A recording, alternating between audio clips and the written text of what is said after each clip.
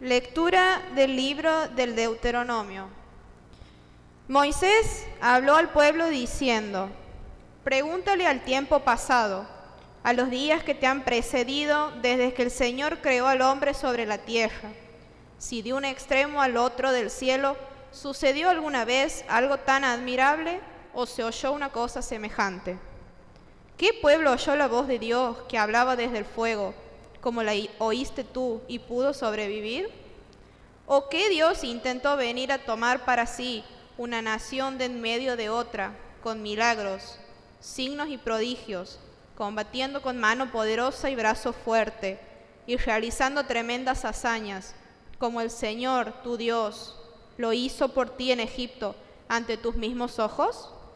Reconoce hoy y medita en tu corazón que el Señor es Dios, allá arriba en el cielo y aquí abajo en la tierra, y no hay otro.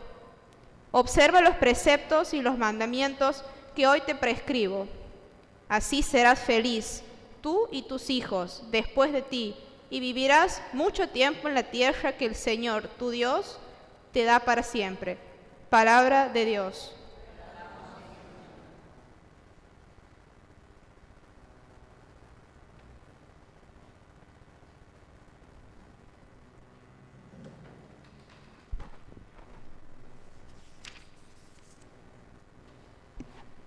Feliz el pueblo que el Señor se eligió como herencia.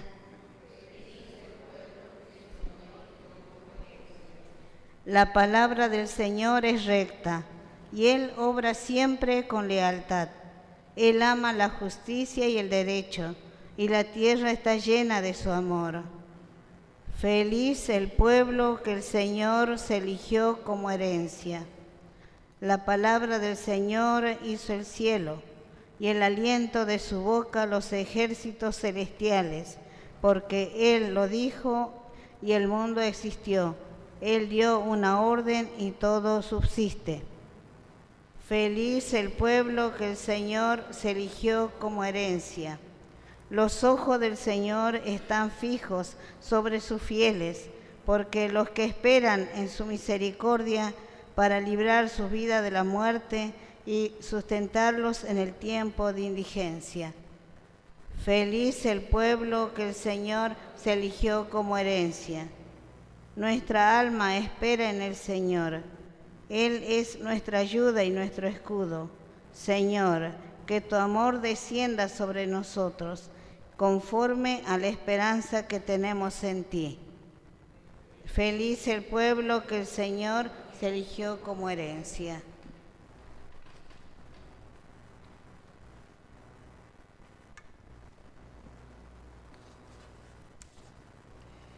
En el capítulo que escucharemos de la carta a los romanos, Pablo expone su entusiasta concepción sobre lo que significa el Espíritu en nuestras vidas. Escuchemos la segunda lectura.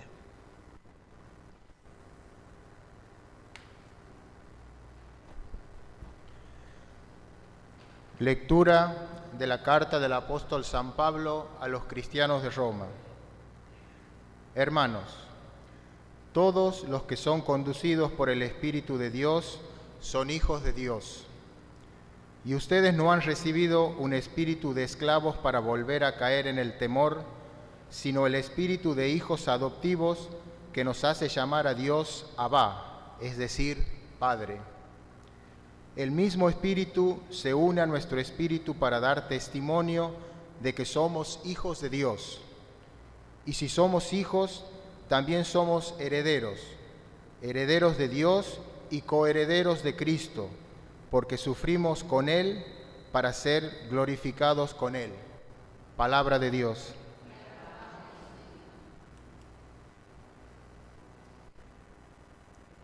En el Evangelio de hoy, Mateo nos anuncia la misión que Jesús encomendó a la Iglesia antes de su despedida: evangelizar y bautizar en el nombre de Dios Trino. De pie, hermanos, para la proclamación del Santo. Aleluya, aleluya.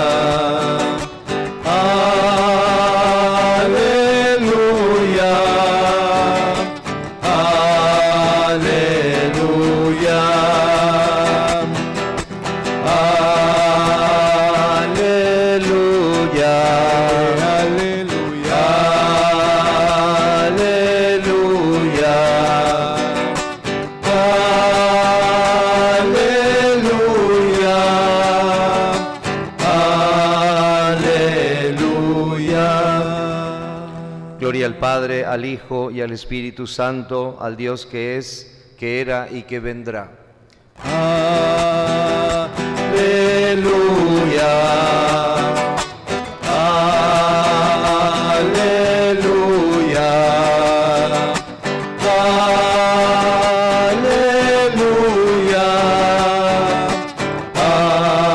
Aleluya. El Señor está con ustedes. Y con tu espíritu. Evangelio de nuestro Señor Jesucristo, según San Mateo. Después de la resurrección del Señor, los 11 discípulos fueron a Galilea, a la montaña donde Jesús los había citado. Al verlo se postraron delante de él. Sin embargo, algunos todavía dudaron. Acercándose, Jesús les dijo: Yo he recibido todo poder en el cielo y en la tierra. Vayan y hagan que todos los pueblos sean mis discípulos, bautizándolos en el nombre del Padre, del Hijo y del Espíritu Santo, y enseñándoles a cumplir todo lo que yo les he mandado, y yo estaré con ustedes todos los días hasta el fin del mundo. Palabra del Señor. Gloria a ti, Señor Jesús. Alabado sea Jesucristo.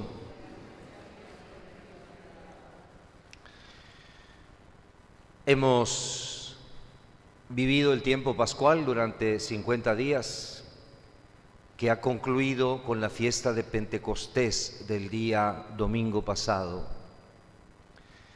Esta es la cronología que el libro de los Hechos nos trae y que la Iglesia vive con gran fidelidad este tiempo de 50 días. Y hoy la Iglesia nos hace celebrar el misterio de Pentecostés, el misterio de la Santísima Trinidad. Uno de los misterios más complejos para nuestra inteligencia humana. Dios es Padre, es Hijo y es Espíritu Santo, tres personas distintas y un solo Dios verdadero. Y aunque la fe no niega la razón, estamos frente a uno de los misterios en donde la razón puede entender muy poco. Si aplicáramos un principio matemático elemental, aquí 1 es igual a 3 y 3 es igual a 1. No son tres dioses, sino son tres personas, pero es una sola naturaleza divina, es un solo Dios. Pero a nosotros, caminantes de este mundo que andamos en las cosas simples de la vida, ponernos a elucubrar teológicamente sobre lo que esto significa nos llevaría mucho tiempo y no sé si lo entenderíamos. Quizá lo mejor es ver cómo los apóstoles, concretamente San Pablo, y en un ambiente culto, como era el Areópago de Atenas, siglo I, a donde Pablo no triunfó como predicador porque el mundo aquel era un mundo pagano en donde los dioses se casaban con los humanos y había una mezcla de dioses y de humanos. Y Pablo no pudo hacer entender el misterio cristiano, pero escuchemos lo que dice Pablo en ese mundo pagano. Vuelvo a mostrarles o a hacer imaginar el lugar.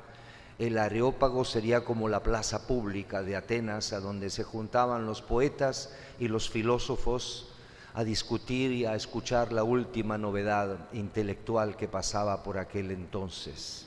Dice Pablo: porque en realidad Él, la divinidad, no está lejos de cada uno de nosotros. En Él vivimos, nos movemos y existimos, como muy bien lo dijeron algunos poetas de ustedes. Nosotros también somos de su raza, de la raza de Dios. No debemos creer, por tanto, que la divinidad es semejante al oro, la plata o la piedra, trabajados por el arte y el genio del hombre. Palabra de Dios. En Él existimos, nos movemos y somos. Él no está lejos de nosotros, Él está con nosotros. Y aunque parezca un poco difícil entenderlo, tratemos con la palabra de Dios, tratar de entender más que el interior del misterio trinitario, entendamos cómo Dios funciona, cómo actúa en la realidad interior y exterior del hombre. Lo ha dicho San Pablo a los griegos, a los cultos griegos. En Él existimos, nos movemos y somos. Eso les dice Pablo a los cultos griegos. Y escuchen lo que dice el libro del Deuteronomio a los judíos creyentes. ¿Qué pueblo oyó la voz de Dios que hablaba desde el fuego como lo oíste tú y puedo sobrevivir? ¿O que Dios intentó venir a tomar para sí una nación de en medio de otra con milagros, signos y prodigios?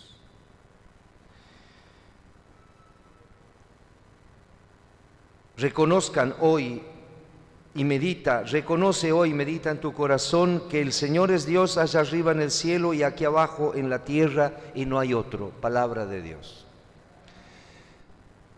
Moisés está queriendo mostrarles, explicarles, recordarles al pueblo de Dios cómo en su historia Dios ha actuado. Y esta es la primera pista interesante, importante, que tenemos que tener presente en nuestra vida para entender la acción de Dios. ¿Recuerdas cuántas veces Dios ha intervenido en tu vida? A veces no nos hemos dado cuenta, pero otras veces hemos sentido esa presencia en momentos concretos de nuestra vida. Si así no fuera, es porque nunca hemos meditado profundamente esa presencia de Dios en nuestra vida. Pero hay otra manera, lo dice San Pablo en la carta a los Romanos. Por un lado, Moisés le muestra al pueblo, le recuerda al pueblo cómo con acciones grandes, evidentes, tangibles, Dios ha hablado en la historia de Israel. Ahora San Pablo nos dice cómo Dios actúa en nosotros a través del Espíritu Santo. Todos los que son conducidos por el Espíritu de Dios, esos son hijos de Dios. Y nosotros no hemos recibido el espíritu de esclavos para volver a caer en el temor, sino el espíritu de hijos adoptivos que nos hace llamar Abba, Padre. Por lo tanto, el modo más concreto de sentir esa presencia de Dios es dejarnos guiar por el Espíritu Santo.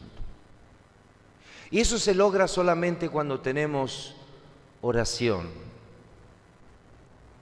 Y no hace falta que seamos grandes contemplativos, con que recemos el rosario, por ejemplo, diariamente, o visitemos el Santísimo, o hagamos una oración al comienzo del día y al final del día, que nos marque esa presencia de Dios en nuestra vida.